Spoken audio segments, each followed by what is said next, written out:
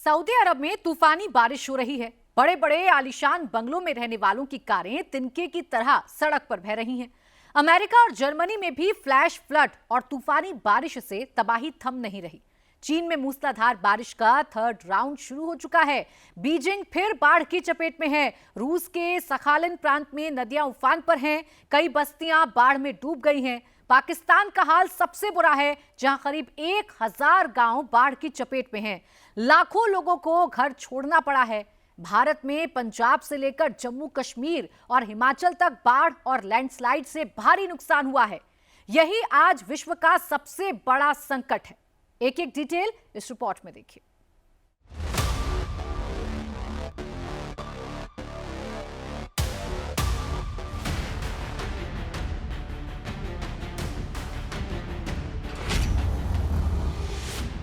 America, रूस, चीन, Germany, Saudi अरब, पाकिस्तान, भारत, पूरी दुनिया पर कुदरत का कहर टूट पड़ा है। मौसम का ऐसा हमला हुआ है जो कल्पना से परे है।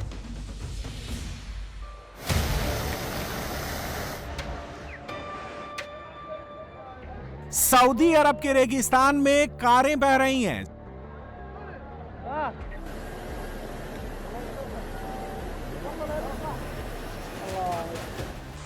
सऊदी अरब के महाएल असीर शहर में सैलाब आ गया है।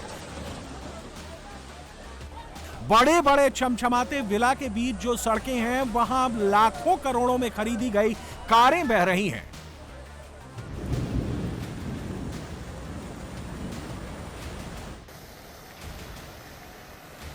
दरअसल सऊदी अरब के महायेल शहर में अचानक इतनी ज्यादा बारिश हुई कि ड्रेनेज सिस्टम उसे संभाल नहीं पाया और बाढ़ का पानी सड़कों पर दरिया बनकर बहने लगा।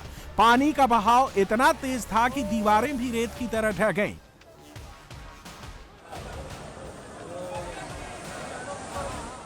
सऊदी अरब के महायेल शहर में जैसी कोठियां और विला हैं, उन्हें देखकर अंदाजा लगाया जा सकता है कि यहां इंफ्रास्ट्रक्चर बहुत बढ़िया होगा। लेकिन कुदरत की मार जब पड़ी तो सब धरा का धरा रह गया। फ्लैश फ्लड ने सऊदी अरब के इस शहर में जैसी तबाही मचाई, वो बहुत खौफनाक है। मौसम विभाग ने सऊदी अरब के 10 प्रांतों में बहुत भारी बारिश की चेतावनी जारी की है। मक्का और मदीना में भी फ्लैश फ्लड का खतरा है। रूस के कई प्रांतों में अगस्त का आखिरी हफ्ता बहुत डरावना बीत रहा है। कई नदियां रौद्र रूप दिखा रही हैं, जिससे बस्तियों को खतरा पैदा हो गया है। ये तस्वीरें रूस के सखालिन की हैं, जहां फ्लैश फ्लड ने भारी तबाही मचाई है। बाढ़ से जनजीवन अस्त व्यस्त हो गया है। घरों में रखा सामान बर्बाद हो गया है। किचन से लेकर ड्राइंग रूम तक घर का सामान बाढ़ के पानी में तैर रहा है। कजाकिस्तान से बहने वाली कजाक्का नदी कई दिनों से रूस के सखालिन में कहर बरपा रही है। कजाकिस्तान से रूस तक मूसलाधार बारिश के बाद नदी तटबंधों को तोड़कर शहर में घुस आई है। बड़ी बड़ी बसें बाढ़ में फंस गई हैं। हजारों लोग बाढ़ की विभीषिका झेल रहे हैं। लोगों को बाढ़ से बचाने के लिए रूस ने इमरजेंसी रेस्क्यू टीमों को तैनात किया है। थाईलैंड में तूफान काजीकी ने देश के उत्तरी शहर चियांग माई में जमकर तबाही मचाई। मूसलाधार बारिश की वजह से लैंडस्लाइड में कुछ लोगों को जान से हाथ धोना पड़ा। शहर का बड़ा हिस्सा बाढ़ की चपेट में आ गया। शहरों पर कई फुट तक पानी भर गया। थाईलैंड में मूसलाधार बारिश का यह दौर अभी और तबाही ला सकता है। लोगों को निचले इलाकों में जाने से रोकने के लिए अलर्ट जारी किया गया है।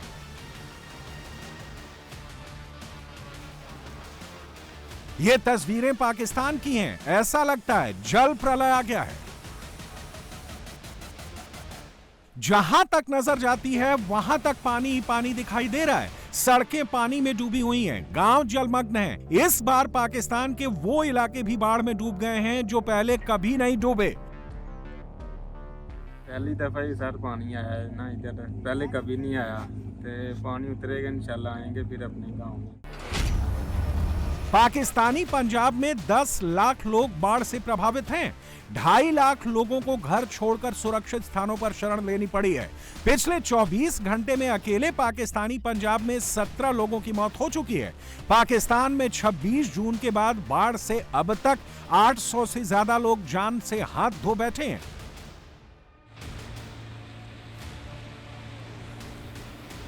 पाकिस्तान के पंजाब में तबाही सतलुज, रावी और चिनाब नदियों में बाढ़ आने से हुई है। इन नदियों ने अपना दायरा तोड़ दिया है और सैकड़ों गांवों को अपनी चपेट में ले चुकी हैं। भारत ने मूसलाधार बारिश के बाद रावी नदी पर बने थीन और माधोपुर बांध के भी गेट खोल दिए हैं।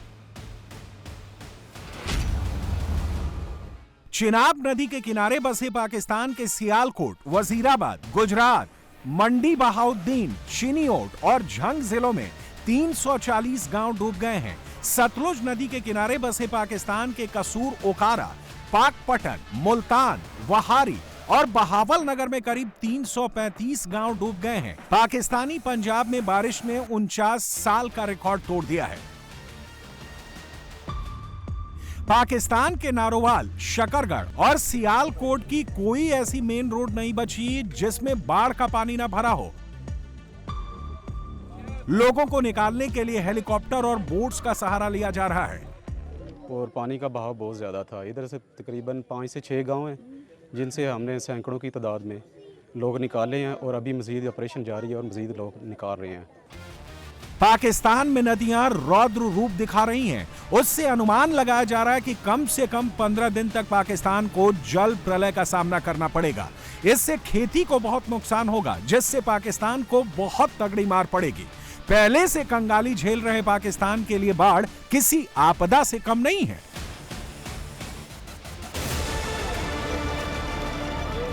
पाकिस्तान से सटे पंजाब बॉर्डर में सड़कों पर भारतीय सेना के टैंकों को देखकर सब हैरान हैं।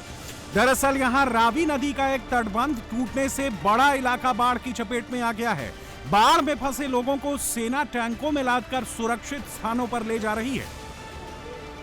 बीएसएफ की जो चौकी है, जो पोस्ट है, वो भी इस समय पानी के अंदर डूबी हुई है। वो सामने आपको नजर आ रही है। उसके नीचे आपको छोटी पोस्ट भी नजर आएगी जो बिल्कुल नीचे की तरफ है।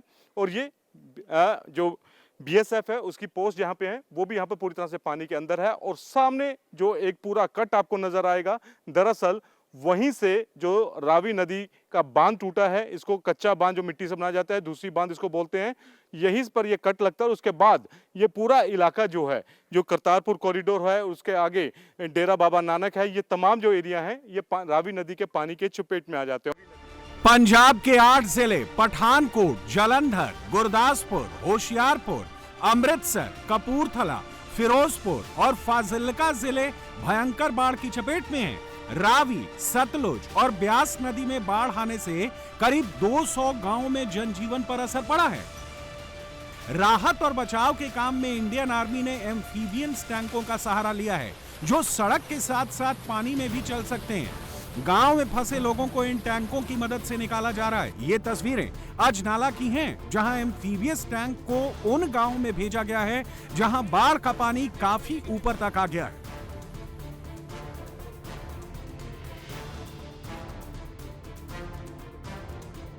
रावी नदी में बाढ़ आने से करतारपुर कॉरिडोर भी डूब गया है। जीरो लाइन पर रावी नदी की लहरों पर कब्जा हो चुका है। बीएसएफ की कई चौकियां भी डूब गई हैं। बाढ़ के पानी की मार करतारपुर कॉरिडोर में भी दिख रही है। इस वक्त हम करतारपुर कॉरिडोर साहिब में मौजूद हैं और यहीं से करतारपुर गुरुद्वारा जो है महज कुछ ही किलोमीटर दूर है। सबसे पहले मैं आपको तस्वीर दिखाता हूं।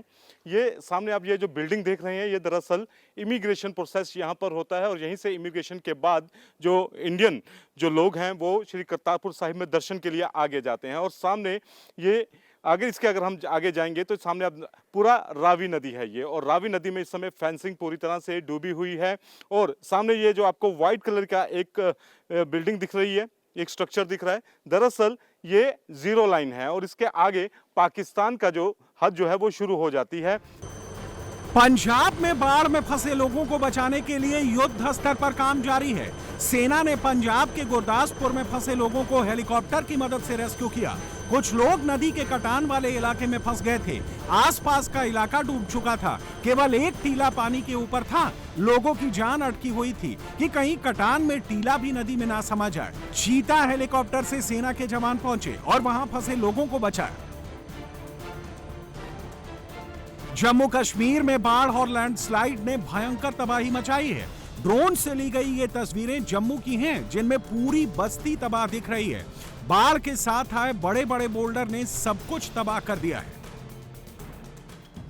ये जम्मू का पीरखो गांव है, जहां 2 दिन मूसलाधार बारिश के बाद लैंडस्लाइड में सबसे ज्यादा तबाही मची है। यहां लैंडस्लाइड के बाद पानी की 7 से 8 फीट ऊंची लहर आई थी, जिनके निशान अब भी इमारतों में देखे जा सकते हैं।